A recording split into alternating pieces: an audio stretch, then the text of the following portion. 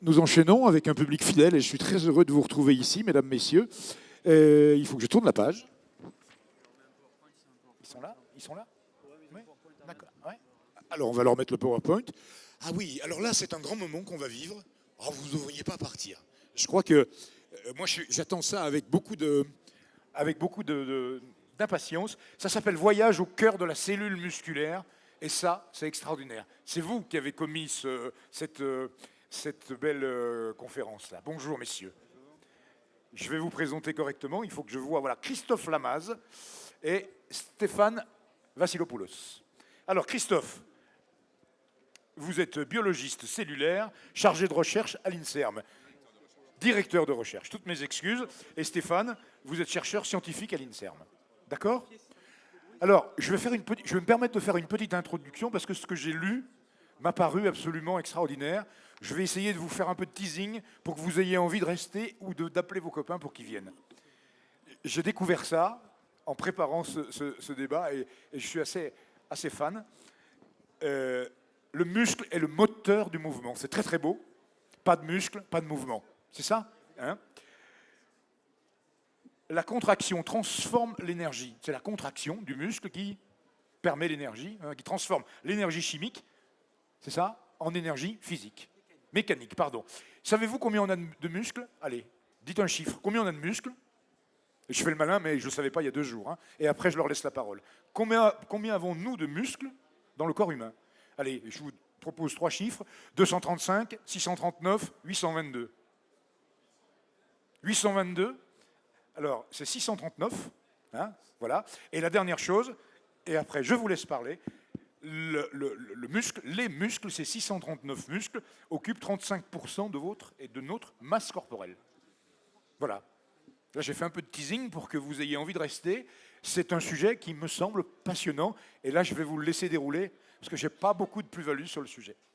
Bon, merci. Donc, merci pour votre présentation. Donc, je me présente Christophe Lamaze, Stéphane Vassilopoulos. Donc, évidemment, nous sommes directeurs de recherche, donc n'ayez pas peur, on va parler de science, mais on va faire ça de manière très vulgarisée. Et j'espère surtout qu'on va transmettre une passion, la passion qu'on a pour la cellule, et Stéphane en particulier pour la cellule musculaire. Et donc, on va essayer de vous amener avec nous en voyage durant une trentaine de minutes, pas au centre de la Terre, mais au centre du cœur de la cellule. Alors, même si vous ne comprenez pas tout, il y aura des questions pour vous faire comprendre plus tard éventuellement, mais surtout il y aura des beaux films, il y aura des choses qui j'espère sont assez didactiques.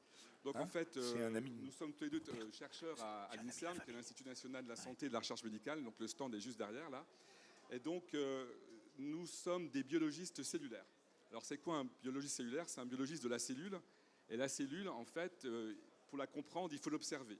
Et ça fait très longtemps qu'on l'observe. Alors évidemment, un des outils les plus importants pour nous, c'est le microscope. Donc là, je vous ai mis, il y a 2 sortes de microscopes. Hein. Il y a le microscope photonique qui permet de voir les cellules. Et puis, il y a le microscope électronique, hein, dans les années 50, 60, qui, lui, permet d'aller plus profondément dans la cellule. Et on va voir justement ce que ça nous permet de voir. Donc, alors, c'est pas quelque chose qui est récent. Hein. Le microscope photonique, là, je vous ai mis... je ne sais pas si vous voyez, oui, voilà. Ici, en fait, en 1595, ce monsieur qui est hollandais, Zacharias Janssen, a eu l'idée de prendre 2 verres de lunettes, de les mettre dans un tube, et il a réussi à voir des objets petits. C'était le début de la microscopie, donc il y a plus de 500 ans. Donc après, nous, on utilise encore le microscope photonique. Hein. Simplement, la source d'excitation, c'est la lumière, donc c'est un microscope assez simple.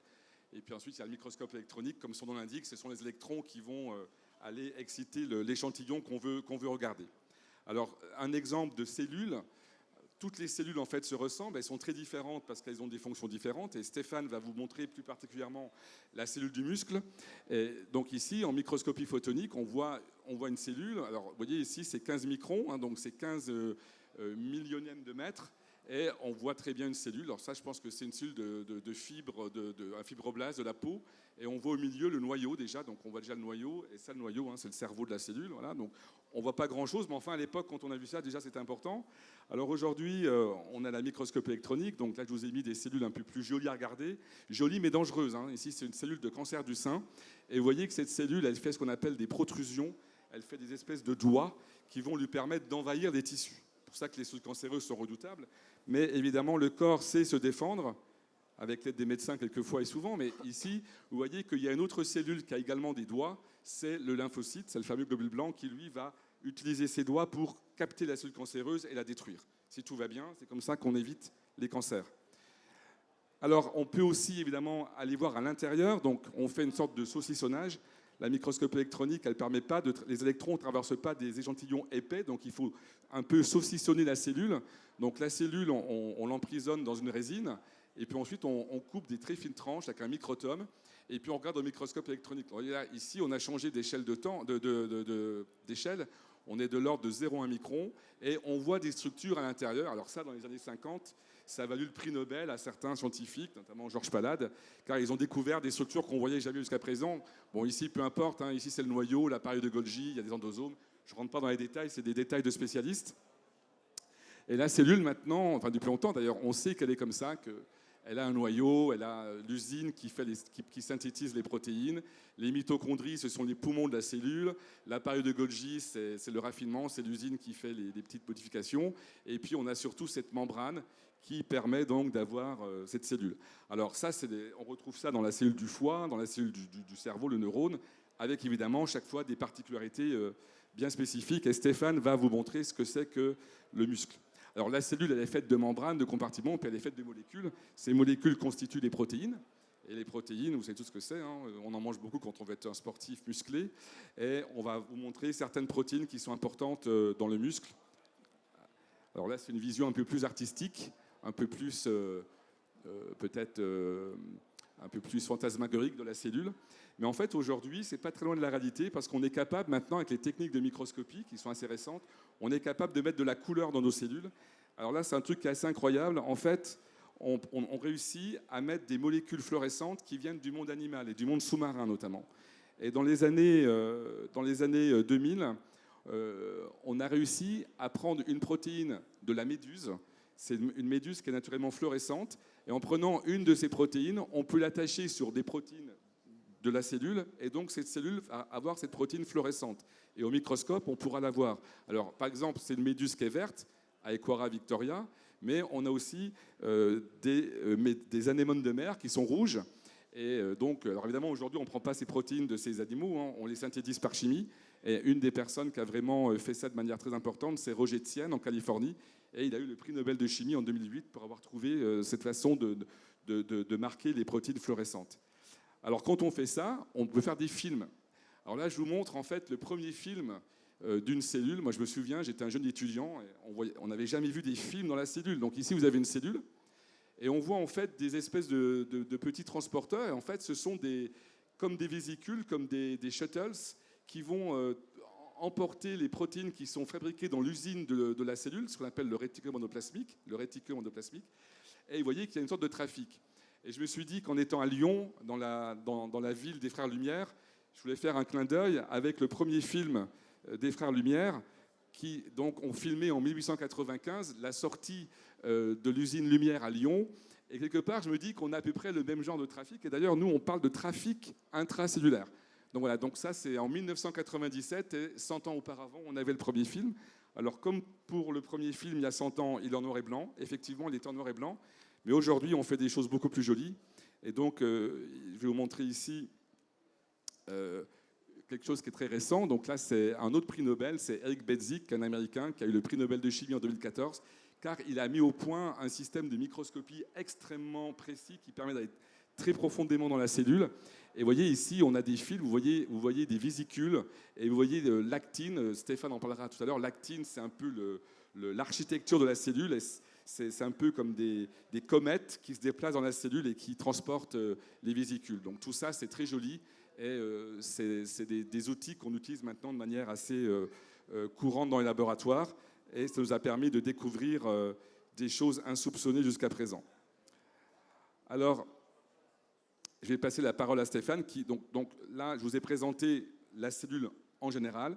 Et Stéphane, maintenant, va vous présenter ce qui fait que la cellule musculaire est différente des autres cellules. Merci Christophe. C'est bon, vous m'entendez? Oui. Très bien. Alors, je m'appelle Stéphane Vassilopoulos. Je travaille à l'Institut de myologie à Paris, dans l'hôpital de la Pitié-Salpêtrière. Et je suis chercheur à l'INSERM aussi. Et donc, nos recherches concernent très majoritairement les muscles, le muscle squelettique, le muscle cardiaque. Mais nous, on s'intéresse plutôt aux myopathies. C'est-à-dire qu'on essaie de trouver des façons de guérir des maladies génétiques des cellules musculaires. Alors, aujourd'hui, c'est la fête du sport et c'est la fête du muscle. Je ne vais pas vous parler des myopathies. Mais sachez que chaque chose que je vais vous montrer aujourd'hui est le talon d'Achille de pathologie. Il y a des gens qui sont atteints de maladies dues à des mutations dans les protéines dont je vais vous parler. Donc, la cellule musculaire, elle s'appelle la fibre musculaire.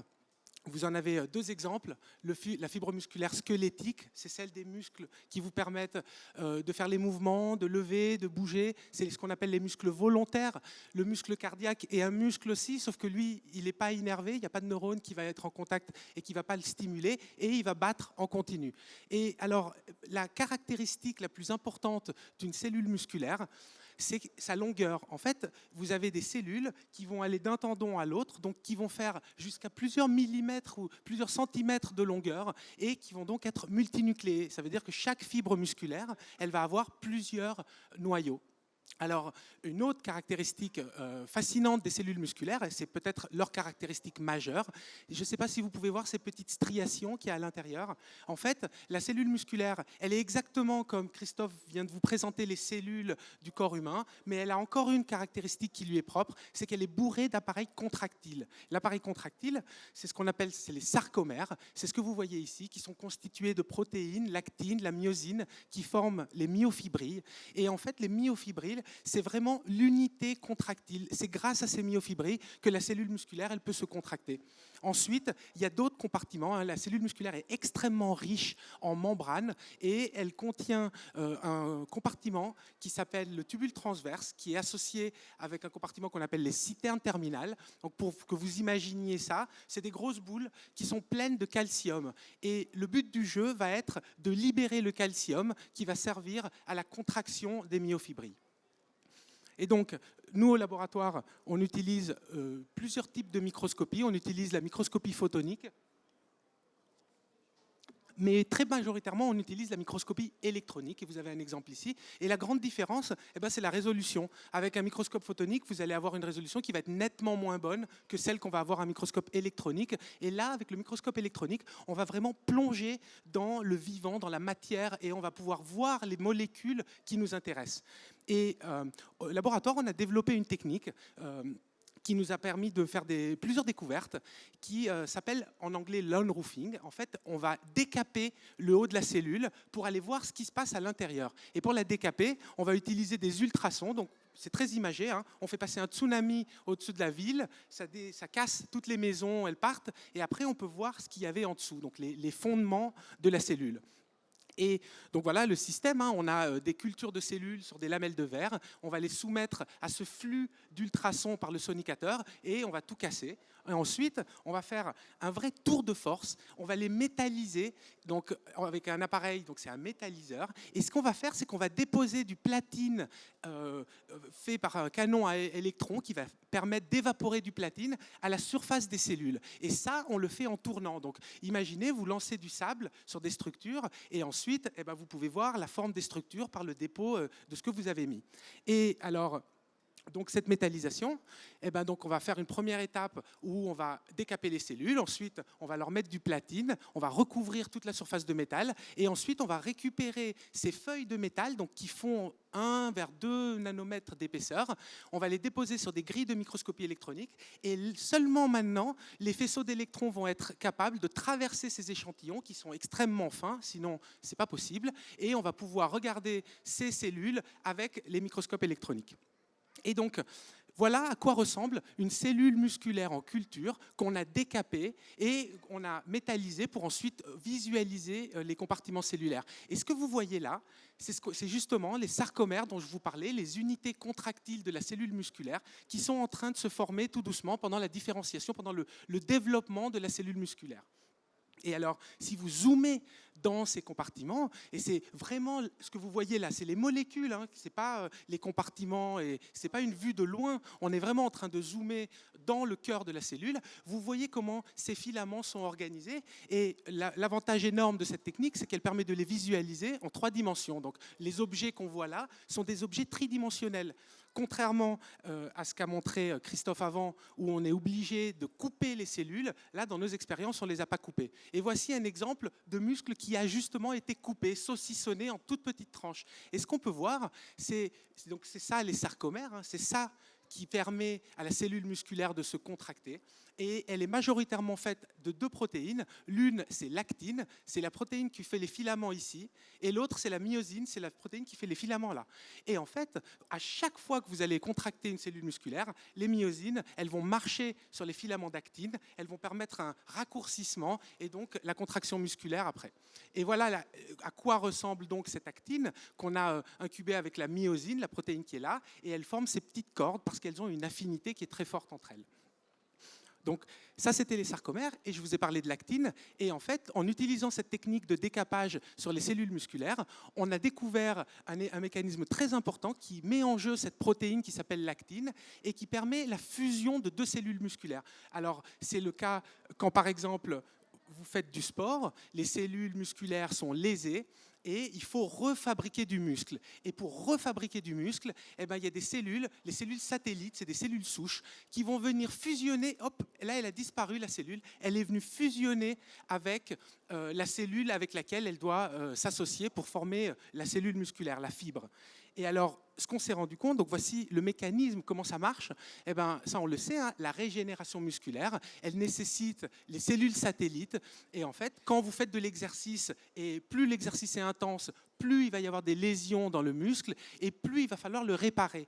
Mais comment les cellules musculaires se réparent, ça, c'était une énigme. Et justement, on a commencé à comprendre comment ça marche avec cette technique de microscopie électronique, puisqu'on voit que la cellule qui attaque, c'est la cellule qui est colorée en pourpre ici, elle forme des doigts, un peu les mêmes doigts que montrait Christophe précédemment, et ces doigts, ils vont permettre d'envahir la cellule réceptrice, c'est-à-dire celle avec laquelle la cellule qui attaque doit fusionner.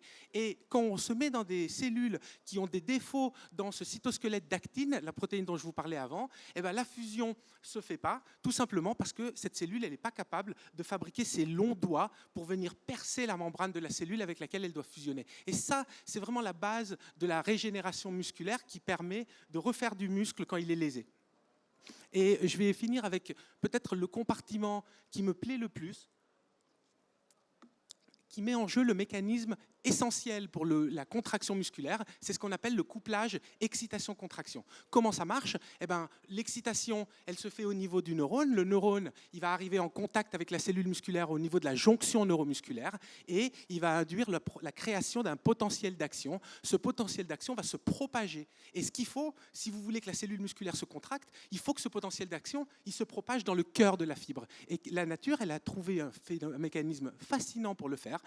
La cellule musculaire crée des invaginations de la membrane, hein, comme des tubes qui rentrent à l'intérieur. Ces tubes vont permettre à la dépolarisation de se propager dans le cœur de la cellule musculaire. Et là, le voltage, le courant qui va passer, va changer la conformation de 2 protéines qui vont permettre un relargage massif du calcium dans le cytoplasme de la cellule. Ce calcium, il va permettre de se fixer à l'appareil contractile, comme je vous l'ai dit précédemment, et va induire la contraction musculaire. Et à la fin de ce cycle, c'est très important de terminer un cycle par le repompage du calcium dans les stocks internes, dans les citernes terminales. Et ça, cette chaîne d'événements, ça se passe à chaque fois que votre muscle se contracte. À chaque fois, il faut que le potentiel d'action arrive, qu'il libère du calcium et que le calcium soit repompé dans les citernes terminales. Et ce mécanisme donc, met en jeu des structures très complexes qui contiennent 2 protéines majeures qui sont toutes les 2 des canaux à calcium. Ça paraît logique, finalement, tout est dans le muscle centré autour de ce qu'on appelle l'homéostasie du calcium, c'est-à-dire le libérer, le repomper, la concentration du calcium est très importante. Et nous, on a voulu comprendre, avec notre technique de microscopie électronique, comment ces tubules se formaient. Et voici un exemple d'un tubule T en formation dans une cellule musculaire qui est en train de se former, qui est en train de se faire. Et on voit très clairement qu'il y a des protéines, les protéines qui sont là, qu'on voit à la surface de ce tubule. Et en effet, on voit des petites bandelettes. Et ces petites bandelettes, elles nous ont rappelé une structure qui est très intéressante, qui est très enrichie dans les cellules musculaires, qui sont les cavéoles. Les cavéoles sont toutes colorées en jaune ici. Ce sont des petites invaginations de la membrane plasmique et qui sont très enrichies dans les cellules musculaires. Et donc, voici un exemple de ce qu'on pense se passe. C'est quelque chose qui avait déjà été observé dans le passé, mais en fait, nous, on l'a visualisé directement. Les petites boules que vous voyez, les petites cavéoles, elles ont cette capacité de fusionner entre elles pour venir former un tube, et ce tube va se propager dans la cellule musculaire pour aller former cette structure qui s'appelle donc le tubule transverse. Et donc ces cavéoles, elles sont fascinantes. Elles sont fascinantes pour plein de points de vue, mais peut-être le point qui nous a le plus intéressé, c'est le fait qu'on a des cavéoles qui sont en bourgeonnement, c'est-à-dire des petites boules, mais en fait, ces cavéoles, on les retrouve très souvent sur une forme complètement aplatie. Vous voyez les petites bandelettes, c'est des protéines qui s'appellent les cavéolines qu'on arrive à voir directement. Et donc, vous avez en continu la présence de cavéoles plates et de cavéoles bourgeonnées. Et ça, on ne savait pas pourquoi, et le laboratoire de Christophe a trouvé la solution du rôle de ces cavéoles et du rôle de ces cavéoles plates. Voilà. Et je reprends la main. Donc, effectivement, comme dit Stéphane, les cavéoles, elles ont été découvertes il y a très longtemps. Et donc là, je vais vous montrer pour les quelques dernières minutes de cette présentation comment quelque chose qui a été découvert il y a plus de 60 ans, il faut peut-être attendre 50 ans, 60 ans pour vraiment comprendre la fonction. Et c'est ça qui est fascinant en recherche. Je crois qu'un chercheur, il doit jamais accepter le statu quo. On n'est jamais content de ce qu'on sait, parce que ça peut être faux, ça peut être vrai. Et tant qu'on ne cherche pas autre chose, on n'est jamais sûr que ce qu'on a, c'est vrai. Et donc, ces fameuses cavéoles, elles illustrent bien ce concept, puisqu'en fait, alors les voici encore sous d'autres façons. Alors, je dois dire que c'est notamment grâce à Stéphane et à sa technique qu'on a pu vraiment comprendre comment ces structures fonctionnent. Les cavéoles, elles ont été découvertes dans les années 50, comme je le disais, d'ailleurs par un monsieur, Georges Palat, qui est un médecin roumain qui travaillait aux États-Unis et qui a eu le prix Nobel en 1976 pour justement avoir trouvé toutes ces fonctions dans la cellule. C'était un grand microscopiste électronicien, Georges Palade. Et en fait, les cavéoles, ça veut dire quoi? Ça veut dire petite cave. C'est des petites invaginations, c'est des petites structures qui sont à la surface de beaucoup de cellules. Après, je ne rentre pas dans les détails, mais ce qui est intéressant, je vous le disais, c'est que ces cavéoles, depuis pratiquement 60 ans, on sait qu'elles sont importantes. Il y a des maladies. Si vous n'avez pas de cavéoles ou si vous avez des mutations, donc un gène de la cavéole qui n'est pas bon, il y a des lipodystrophies. Et on verra dans un exemple que je vais montrer qu'il y a notamment une cavéole musculaire. Les muscles sont très enrichis en cavéoles. Et quand il y a des mutations sur la protéine de la cavéole du muscle, on a ces fameuses myopathies. Et l'an dernier, le Téléthon, l'enfant qui était la mascotte du Téléthon, avait justement une myopathie qui était liée à un défaut de son gène qui codait pour la cavéoline, la protéine des cavéoles. Donc, comme le disait Stéphane, la vraie fonction, la fonction des cavéoles, elle est restée énigmatique. Et moi qui suis dans ce domaine, quand j'étais jeune, maintenant je suis un peu moins jeune, mais tous les meetings scientifiques où on allait, il y avait toujours un topo, une conférence sur les cavéoles, et il y avait plein de questions, les gens n'étaient pas d'accord, ils se battaient entre eux pratiquement pour savoir quelle était la vraie fonction des cavéoles. Et vous allez voir comment on a réussi à trouver cette fonction. Alors je l'ai dit, elles sont très abondantes dans le muscle. Vous voyez ici une membrane de muscle. Vous retrouvez le sarcomère que Stéphane vous a montré tout à l'heure. Et ici, au niveau de la membrane du muscle, donc au niveau de la surface de la cellule musculaire, vous avez toutes ces petites caves, les cavéoles qui sont les unes à côté des autres. Mais on en retrouve également dans les vaisseaux, les cellules des vaisseaux du sang. Et puis également ici, c'est des cellules adipocytaires. Et en fait, on s'est dit, c'est bizarre parce que est-ce que c'est par hasard que toutes ces cellules qui ont beaucoup de cavéoles sont des cellules qui sont souvent soumises à des stress mécaniques? Les cellules musculaires, constamment, elles s'étirent, elles se contractent, comme tu l'as dit, donc c'est ce qu'on appelle un stress mécanique. Les cellules endothéliales, c'est des cellules qui font les vaisseaux lymphatiques ou les vaisseaux des veines, et constamment, il y a des fluides, il y a du sang, il y a de la lymphe qui forment ce qu'on appelle des forces de cisaillement, c'est également du stress mécanique. Et les adipocytes, par exemple, c'est des cellules qui se gonflent de lipides et qui vont également se gonfler comme un ballon, comme un poisson-lune, et qui vont également étendre leur membrane. Donc en fait, on s'est dit, peut-être que ces cavéoles, elles sont importantes pour le stress mécanique que la cellule subit, parce que les cellules, elles sont sous l'influence des forces physiques. Alors pour comprendre cette question, on a fait appel à d'autres scientifiques que les biologistes. Moi, j'ai fait appel à des collègues à l'Institut Curie. On a la chance d'avoir des physiciens qui s'intéressent à la cellule, ce qu'on appelle des physiciens de la matière molle. Et en fait, la cellule est soumise aux mêmes lois de la physique que tout être dans l'univers. Et en fait, juste pour expliquer un peu le concept, une cellule, elle a ce qu'on appelle une tension. La tension, c'est comme quand on souffle dans un ballon. Donc jusqu'à ce qu'il y ait de la matière, le ballon se gonfle et la tension reste constante. Une tension, en fait, c'est une pression sur une surface. Donc ça s'exprime en newton par mètre, peu importe. Maintenant, si vous gonflez la cellule ou si vous l'étirez, alors pour gonfler une cellule, c'est très simple. On prend la cellule, on ajoute de l'eau. Et comme une éponge, elle se gonfle d'eau. Et donc sa membrane se tend immédiatement, comme un ballon qu'on souffle. Donc en faisant ça, on va augmenter la tension de la membrane. Au contraire, si on lui met un solidité qui est plus riche en sel, l'eau va sortir de la cellule, et donc l'éponge se rétrécit, et donc la cellule va se rétrécir. Donc nous, on a fait ça dans le laboratoire, on s'est dit, on va prendre cette cellule, on va lui faire un choc, on appelle ça un choc osmotique, on va la faire gonfler, ou on va la faire se dégonfler, et on va voir ce qui se passe avec les cavéoles. Et pour voir ce qui se passe avec les cavéoles, eh ben, on a profité justement, donc ici c'est le schéma, on dilue avec de l'eau notre milieu de culture, où sont les cellules, et les cellules vont gonfler en quelques minutes. Et donc, grâce à cette protéine de la méduse, GFP, la protéine fluorescente verte, qu'on a mis sur la protéine de la cavéole. Ici, vous voyez une cellule, et tous les petits points fluorescents, c'est nos cavéoles qui sont fluorescentes parce qu'on leur a fait exprimer une protéine de la méduse, dont j'ai parlé tout à l'heure. Et là, vous allez voir le film, qu'est-ce qui se passe quand on fait un choc osmotique, quand on met de l'eau sur la cellule.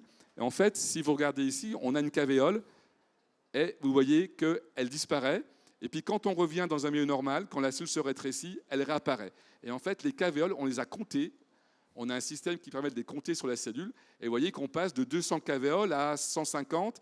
Et puis quand on redevient normal, ce qu'on appelle la recovery, on parle anglais chez nous, on a de nouveau le même nombre de cavéoles. Donc on s'est dit, ces cavéoles, elles disparaissent. Mais elles disparaissent suite à un choc mécanique. Comment elles disparaissent?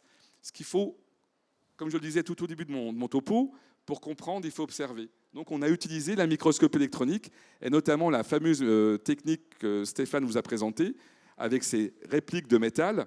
Et en fait, on voit qu'à l'état normal, on a ces petites cavéoles qui sont très bien formées, avec leur structure qu'on reconnaît facilement. Et vous voyez ici que lorsqu'il y a eu le choc osmotique, ces structures se débobinent. En fait, elles s'aplanissent dans la membrane. Et toutes les flèches montrent où il y avait une cavéole avant qu'on ait mis de l'eau sur la cellule et que ces cavéoles se soient aplanies. Et pourquoi elles s'aplanissent? En fait, elles s'aplanissent pour apporter de la membrane en plus, comme quand vous gonflez un ballon. S'il n'y a pas de matière, le ballon il explose.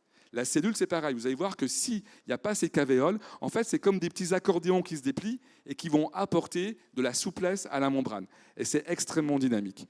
Et donc ça, c'est une fonction qui n'était pas connue. Alors, on a fait la couverture d'un magazine scientifique américain assez connu. Alors, on a fait ce dessin où en fait, on tire sur la membrane et la cavéole se déplie pour résister à ces structures. Donc, en fait, j'allais dire, on torture les cellules dans le labo. Et ici, alors, je ne sais pas, le film ne marche pas, j'ai l'impression. Voilà. Ici, vous voyez, ici, on a des cellules musculaires, des myotubes de cellules humaines. On a mis un colorant à l'intérieur pour voir si la membrane est intacte. Et quand on étire trop la cellule, pouf, le colorant disparaît. Ça veut dire que la membrane de la cellule a explosé. Et on s'est rendu compte que s'il n'y a pas de cavéole, on va exacerber ce phénomène. Et je vais terminer par un exemple qui est un peu moins agréable, parce qu'on va parler de myopathe, mais en fait, on étudie effectivement ces structures dans le cadre des myopathies, puisque je vous l'ai dit qu'il y a des mutations chez les enfants qui vont être responsables de myopathie avec la cavéoline, donc peu importe. Mais en fait, donc, on s'est rendu compte chez ces patients, ici c'est une coupe de tissu musculaire. Vous voyez les fibres musculaires dont Stéphane vous a parlé. Et là encore, avec la cavéoline fluorescente, on voit qu'elle est présente à la membrane des gens, entre guillemets, normaux. Et chez les patients qui ont cette mutation, chez les myopathes, on voit qu'il n'y a plus du tout de cavéoles. Ils sont dépourvus de cavéoles, parce qu'en fait, alors je ne rentre pas dans les détails, mais on sait qu'ils ont une cavéoline, mais comme elle est mal formée, comme il y a une mutation, cette cavéoline, elle n'est pas mise au bon endroit dans la cellule, elle est prisonnière dans un endroit de la cellule, et elle ne permet pas de faire des cavéoles au niveau de la membrane. Et qu'est-ce qui se passe quand on regarde les cellules de ces enfants?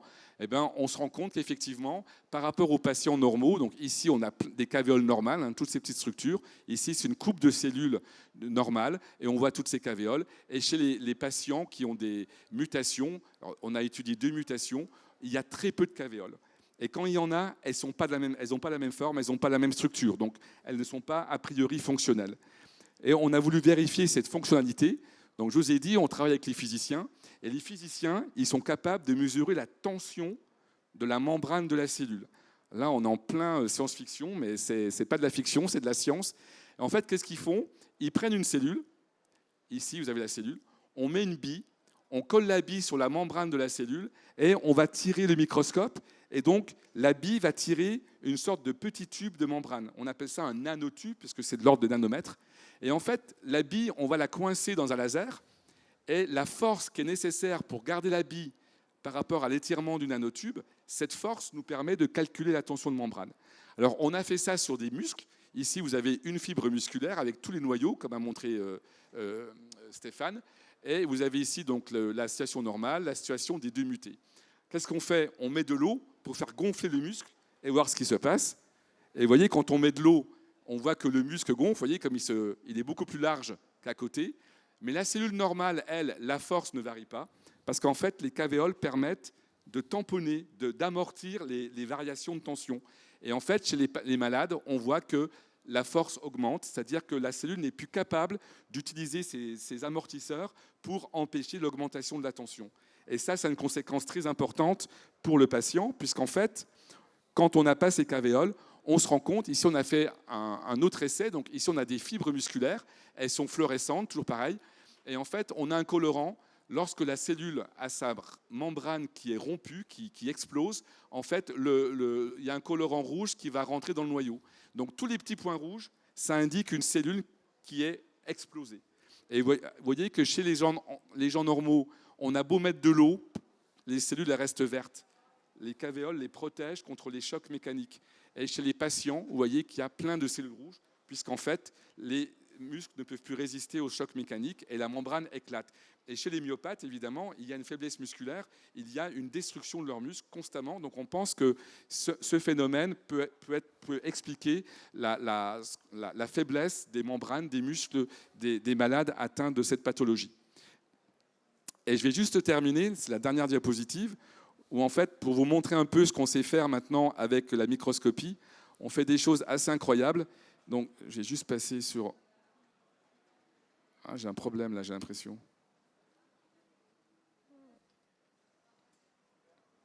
Il s'est bloqué.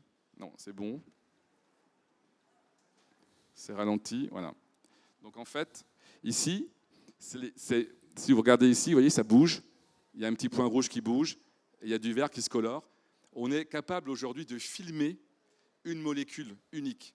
Donc je vous ai montré, on filmait la cellule, on filmait l'intérieur, on filmait le transport des vésicules à l'intérieur. Maintenant, on est capable de filmer ce qui est transporté par les vésicules, de filmer la molécule unique. Toujours parce qu'on est capable de mettre des étiquettes fluorescentes sur cette protéine. Et là, on est de l'ordre de 10-15 nanomètres. On est dans l'infiniment petit et on est capable de suivre la diffusion des molécules à la surface des cellules. Et ici, en fait, je suis en train de suivre la protéine des cavéoles et je montre que lorsqu'on fait ce choc mécanique, la protéine, la cavéole se déplie, comme je l'ai dit, et la protéine, elle circule à la membrane. Et on sait maintenant qu'elle va aller rencontrer d'autres protéines et former des complexes de protéines qui vont être importantes dans la fonction de ces cavéoles. Donc ça, c'est tout ce qu'on fait dans le laboratoire. On s'intéresse aux muscles parce que les muscles sont très riches en cavéoles, mais les cavéoles, on en a aussi dans le cancer du sein, on en a aussi dans l'athérosclérose. Et donc, on essaie de comprendre comment ces forces mécaniques jouent sur ces pathologies musculaires, sur la pathologie cancéreuse et, par exemple, l'athérosclérose. Voilà. Et je vais terminer en remerciant le laboratoire, mon équipe. Donc, c'est l'Institut Curie où mon laboratoire est. Donc, moi, je suis un directeur de recherche à l'INSERM. Et donc, c'est tous les étudiants, les ingénieurs de recherche, les chercheurs. Alors, on est très internationaux. Hein. On a des étudiants indiens, polonais, chinois. On a des Français, espagnols, chinois et français. Donc, c'est international. Voilà. Et je crois que Stéphane, tu as également ta diapo de remerciement. Oui, bah pareil. En fait, donc nous, moi, je suis aussi chercheur à l'INSERM. Notre laboratoire, il a l'Institut de myologie, c'est aussi à Paris. Et donc voilà l'équipe des gens qui ont fait les travaux qu'on vous a montrés. Et j'aimerais juste en profiter pour remercier l'AFM Téléthon, parce que c'est grâce à des dons de l'AFM qu'on peut faire une partie des expériences qu'on fait. Évidemment, je remercie l'INSERM, Sorbonne Université, mais j'ai une petite pensée pour l'AFM Téléthon et pour les myopathes qui souffrent de myopathie et qui attendent et qui ont besoin que des recherches, même des recherches fondamentales, soient faites pour comprendre comment marchent les cellules musculaires. Voilà, merci beaucoup à tous. Merci à vous. Un applaudissement nourri, s'il vous plaît, pour cette plongée dans la cellule musculaire. Merci, messieurs. Je vous retiens encore 2 secondes. Avez-vous des questions, mesdames, messieurs? Parce que peut-être que je vous ai vu particulièrement passionné et silencieux pendant cette présentation. Je vais vous laisser le micro, monsieur, pour que vous puissiez poser la question qui vous intéresse. Ok, merci. Moi, je ne suis pas spécialisé en muscles. Je connais beaucoup de cellules à niveau du système immunitaire, des neurones et aussi des microglies, tout ça. Mais je suis spécialisé en activité physique. Donc, je suis intéressé à les cavéoles. Parce qu'en fait, mon intérêt, c'est... Nous savons que l'activité physique, en fait, après de l'activité physique, il y a toujours des lésions au niveau musculaire. Donc, je m'imagine qu'une fois qu'il y a la lésion, le cavéole doit être régénéré. La fonction des canéoles, en fait, c'est de permettre à la cellule musculaire d'amortir le stress mécanique. Juste, okay. Donc, au même temps, je m'imagine que la capacité des cavéoles aussi, c'est de réduire le volume de la cellule musculaire pour permettre de faire aussi beaucoup plus d'espace à les autres cellules musculaires. Je ne sais pas. Mais la question pour moi, c'est ça. Est-ce qu'il y a en fait des recherches qui pourraient démontrer que différents types d'activités physiques, comme pourrait être l'high intensive interval training ou l'entraînement type continu, il pourra développer la quantité et la qualité des cavéoles? Oui. Parce qu'en fait, mon intérêt, c'est En fait, c'est comme ça qu'on a eu la puce à l'oreille, en voyant que dans les cellules musculaires notamment, ou les cellules qui ont beaucoup de stress, elles ont plus de cavéoles que les autres cellules. Il y a des cellules qui ont très peu de cavéoles, et il y a même des cellules qui n'ont pas de cavéoles du tout. Les lymphocytes n'ont pas de cavéoles, les globules blancs n'ont pas de cavéoles, les neurones n'ont pas de cavéoles. Donc on a tout de suite pensé que parce qu'il y avait une fonction mécanique importante. Donc effectivement, mais cette découverte, nous on est très contents parce que pendant 50 ans, on s'est demandé ce que faisaient les cavéoles, et il y a 8 ans, on a publié cette histoire. Donc maintenant, dans le domaine, tout le monde, il faut un certain temps, quand on casse un dogme, les gens pensaient que ça faisait vraiment autre chose, les cavéoles. Donc on a eu du mal à les convaincre. Maintenant, ils sont convaincus. On a organisé un congrès, où Stéphane était invité d'ailleurs, un grand congrès international cette année en France, près de La Baule. Il y avait toute la communauté internationale sur les cavéoles. Maintenant, ils reconnaissent tous que la fonction des cavéoles, c'est une fonction mécanique. Et maintenant, à nous de comprendre comment cette fonction mécanique va expliquer les autres fonctions de signalisation, de physique, de taille des cellules. Et donc, on est en train de regarder avec les physiciens de Curie, par exemple, sur la taille des cellules, comment les cavéoles influencent la taille des cellules. Donc, peut-être effectivement que dans le muscle, on peut imaginer que ces cavéoles vont aider à réguler aussi la taille de la cellule musculaire en fonction de l'exercice. On a des données très intéressantes. On montre que lorsqu'on fait de l'exercice physique, on sécrète ce qu'on appelle des cytokines, des hormones de la cellule. Et notamment, il y en a une qu'on appelle l'interleukine 6, qui est une hormone pro-inflammatoire. Quand on fait du sport, on se met en inflammation, en fait. Et le corps se défend contre cette inflammation. On a montré que cette cytokine, elle est régulée par les cavéoles. Donc la cavéole, non seulement, elle a une fonction mécanique, mais elle va plus loin que ça. Elle va contrôler toute la réponse, en fait, de la cellule suite à cet effet mécanique. Donc c'est vraiment moi j'appelle ça un coordinateur qui fait du mécano, alors, je vais faire du franglais, du mécano-sensing et de la mécanoprotection. Voilà. Et il y a aussi le côté lipide, Christophe, aussi, qui est important. C'est des petits réservoirs de lipides. Et c'est très important justement pour l'homéostasie des lipides dans les cellules musculaires, mais dans les adipocytes. Et c'est aussi peut-être pour ça que ça cause des lipodystrophies quand il y a des mutations dans les cavéolines, quand même. Mesdames, messieurs, encore une question. La dernière question, après il va falloir qu'on bascule. C'est particulièrement intéressant. Merci pour cet exposé à 2 voix qui m'a permis de réactualiser un petit peu mes connaissances sur le muscle. Alors moi j'ai une question sur la régénération qui est un sujet ô combien intéressant et qui doit susciter beaucoup de questions pour toutes les personnes qui ont des défauts musculaires et besoin de régénérer. Qu'est-ce qu'on connaît actuellement sur les molécules, les conditions qui permettent de stimuler la régénération musculaire? Alors, on sait que c'est d'une signalisation autocrine, endocrine, qui permet d'activer les cellules satellites. En fait, à tout moment, vos fibres musculaires, elles sont entourées par des cellules satellites qui sont dans un état quiescent. Et au moment de la lésion, ces cytokines, c'est des facteurs qui vont activer la cellule satellite, qui va commencer à proliférer et qui va, dans un deuxième temps, se fusionner et donc faire partie de ce nouveau muscle. Mais encore exactement quels sont les déclencheurs moléculaires, on ne les connaît pas encore tous.